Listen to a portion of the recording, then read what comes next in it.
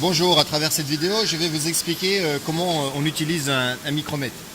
Donc le micromètre est un instrument de précision, donc au centième. Donc là, dans un premier temps, vous voyez, j'ai une cale, ça permet de faire l'étalonnage. Dans un premier temps, comme tous les instruments de mesure, on va étalonner. Donc là, mon 25, donc je dois trouver 25. Ici, nous avons un micromètre 25, 50.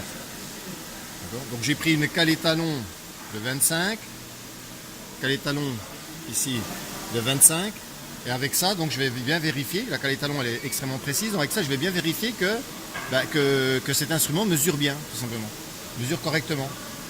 Donc là ici, donc le micromètre, donc il y a une partie ici qui fait tourner le tambour, celle-ci elle est rigide, par contre on a une autre partie ici qui est la friction, c'est-à-dire c'est un limiteur de couple.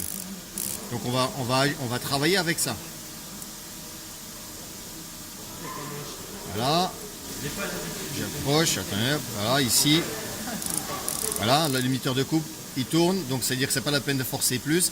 Et là, je vois que le 0 est aligné avec la ligne de fois. Donc c'est que l'instrument est bien étalonné.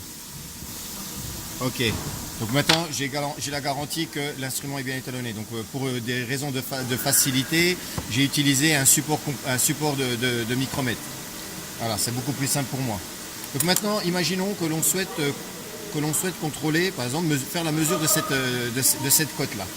Donc dans un premier temps, ce que je vous conseille, c'est d'utiliser le pied à coulisse. Donc vous utilisez voilà, le pied à coulisse. Et là, qu'est-ce que je lis? Au pied à coulisse, je lis 48. Donc on devrait trouver quelque chose très proche de 48. Donc soit ça sera à peine au-dessus du 48 ou à peine en dessous. Donc là, je sais que c'est du 48. Donc à partir de là, je vais reculer ça.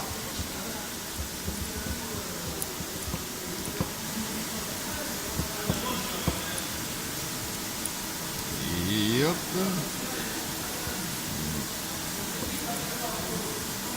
Donc voilà, je prends la pièce, j'utilise la friction et là, qu'est-ce que je lis? Donc comme je suis au-dessus du 0, donc 0 ici, 1, 2, 3, 4, 5, c'est-à-dire que je suis au-dessus de 48. Donc là, par exemple, je suis à 48 et 5 centièmes.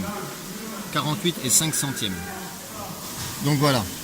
Imaginons maintenant que je souhaite mesurer cette partie-là. Eh bien, je fais pareil. Je vais utiliser le pied à coulisse. Je vois que je dois être à 40. Donc ça sera à peine au-dessus de 40 ou à peine en dessous de 40. Donc normalement, je devrais trouver 40 et 5 centièmes également. Parce que c'est le même outil qui a réalisé ces deux parties. Et voilà. Donc là, donc c'est 40, pardon, c'est 40 et 4 centièmes. 40 et 4 centièmes, voilà. Donc à vous de vous exercer.